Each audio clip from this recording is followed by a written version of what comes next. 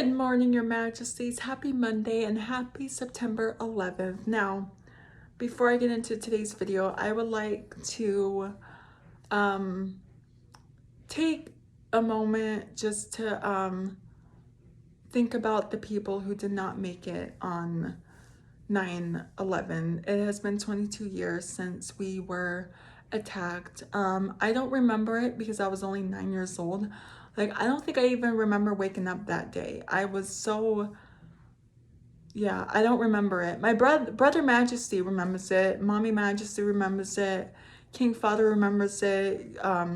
Grandma Majesty remembers it. Everyone remembers it except for me. But I was little at the time. I didn't really. I was pretty little. So yeah. So um let's just like let's just pray for the people who didn't make it for on 9/11. Like, let's just like, let's just take a moment of silence for the people who didn't make it on 9/11. So let's just take a moment of silence, okay?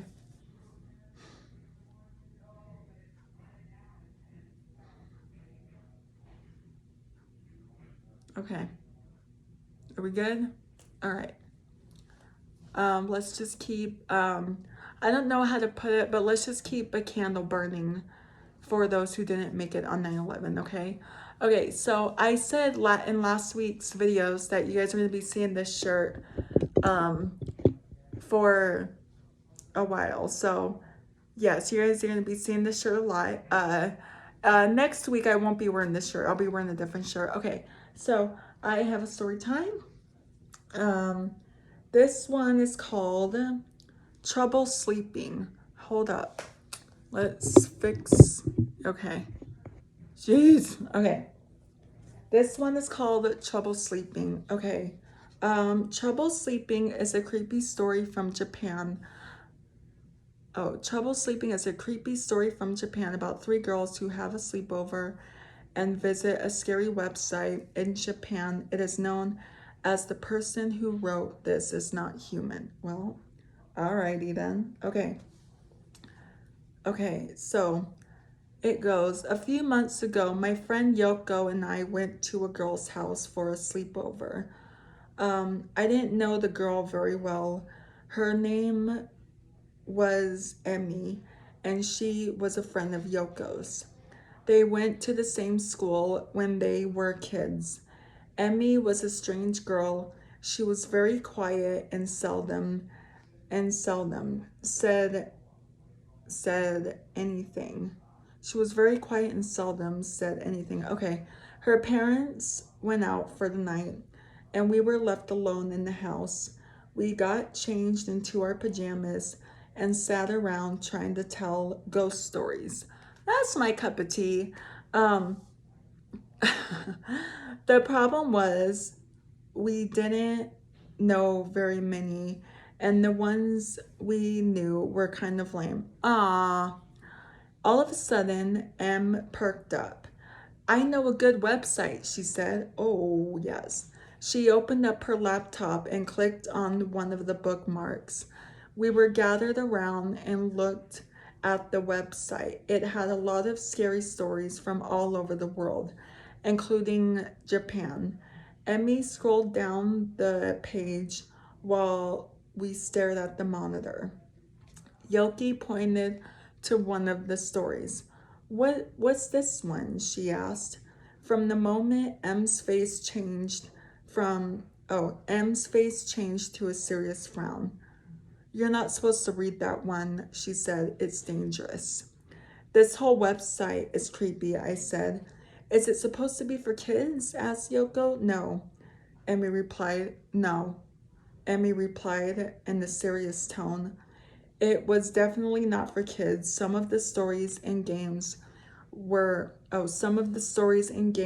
are really dangerous, like this one. She clicked on the link for one story. It seemed very strange. There was a picture of a woman with long dark hair, but her face was disturbing. It made me sick to look at it. The text said,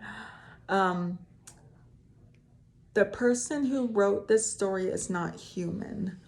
You're not supposed to listen. You're not supposed to listen to this story, said Emmy. So let's not listen, said Yoko. Yeah, let's just go to bed, I said. Oh, you guys are lame, man. I had a strange feeling about this site. I mean, where did they all where did they get all these weird stories? And why did they collect them? Who would even make a site like this?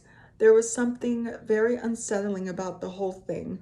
Emmy didn't take any notice. She pressed play on the video and we heard the start of the story. As soon as I heard that weird voice, it freaked me out. Sorry about that. I didn't mean to do that. As soon as I heard the weird voice, it freaked me out.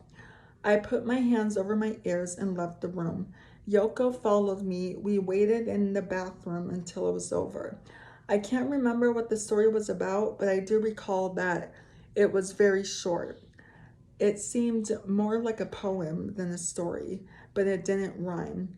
When we came back, Emmy had a strange look on her face. Nothing happened, she said.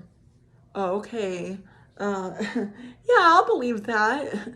Anyway, not long after that, we decided to go to bed. We were very sleepy. Emmy got into her bed. I laid down on the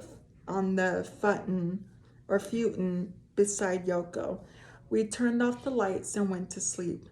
I had trouble sleeping I always have trouble sleeping when I stay at someone else's house. Yeah, I feel you. In the middle of the night, I was awoken by a strange sound. After a minute or so, I realized it was Emmy. She was making small noises in her sleep. Mm, mm. Oh. I don't know if it was the noises I made. 'Cause really? Okay. Anywho, forget what I said. Um, it sounded like she was having a bad dreams. Oh, okay, a bad dream. Like, uh, uh, yeah, okay, yeah. Okay, so, oh yeah, it sounded like as if she was having a bad dream. Those weren't the noises I just made, and I'm sorry about that. I don't know. Anyway, I shook Yoko to wake her up. Maybe Emmy shouldn't have read that story before going to bed. She was mumbled. She mumbled. Oh, okay. I tried to go back to sleep, but Emmy's moans became louder. Then she started talking in her sleep. How did you find? She muttered. What? I nudged Yoko, and we both lay there listening to her. How did you know? She muttered. What the hell? I I do not think sleep talking very I do not think sleep talking very tone that was clearly I said I do not think sleep talking very tone that was clearly I said, oh, you are facing over there still, but I thought Kenna happened already already but I thought Kenna happened already is Yoko. Huh? Alright, anyway. Must be a weird nightmare, said Yoko. Just as she said that, Emmy suddenly got up out of bed. The way she moved was jerky, like a puppet. When I saw that, a cold chill ran down my spine. Emmy had her back to us, and her head was hanging down. What? Her long black hair was covering her face. She just stood there facing her bed, moaning softly. Slowly, very slowly, she began to turn around. Just then, Yoko flew into a panic. That's not Emmy, she hissed. Emmy was slowly turning. Yoko was staring at Emmy, her eyes wide in fright. I didn't want to look, but I couldn't turn away. I was trembling uncontrollably, in the dim light. I could make out Emmy's face as she turned. It was Emmy's face, but somehow it wasn't. Her skin was pale and her eyes bugged out abnormally. Her mouth was distorted and twisted into an evil grimace. It wasn't Emmy. It was as if her face had been mixed with the face of someone else, as if someone else was pretending to be Emmy. Oh, in a voice that didn't sound human, she whispered, I want to know how. I don't remember what happened after that. I think Yoko and I passed out. When I woke up, it was morning. Yoko was lying on the futon beside me, but in the bed. There was just a discarded pair of pajamas. There was no sign of Emmy anywhere. We went downstairs, but the house was empty. We were really freaked out, and the events of the night before were fresh in our minds. Yoko and I grabbed our bags and left as fast as we could. We tried to call Emmy on her mobile, but it was out of range. What? We tried again and again that afternoon, but it was always out of range. Okay. Later that evening, we called her phone number and her mom answered. She didn't know where Emmy was. Yoko and I became more and more scared. We texted all of our friends, but none of them had heard from Emmy. It was like she had dropped off the face of the earth. Emmy's parents went to the police and filed a missing person report. They started the search for Emmy. Most people thought she had run away from home. Nobody could find any trace of her. The police came to question myself and Yoko, but there was nothing much we could tell them. We both knew Emmy didn't run away from home. One day, Yoko came over to my house.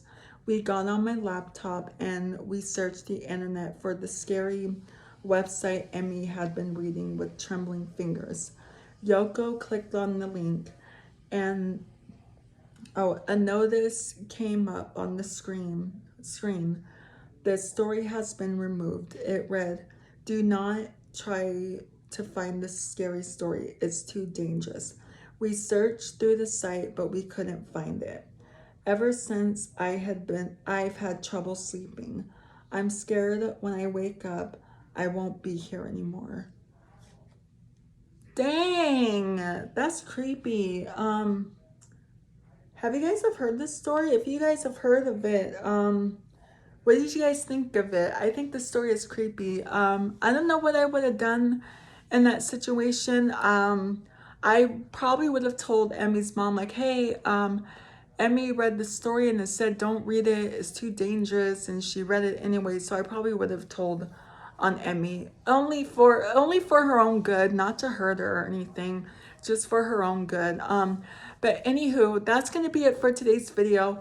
So if you're new here, hi, I'm Princess Peyton. Hit the red button to become your majesty and hit the bell notification so you're notified every time I upload a video. And I love you guys so much. You guys are the best human beings ever made, and you're the king of my heart, and the song lyrics of Taylor Swift. And I will see you guys in tomorrow's video. Okay, love you. Bye. Mwah.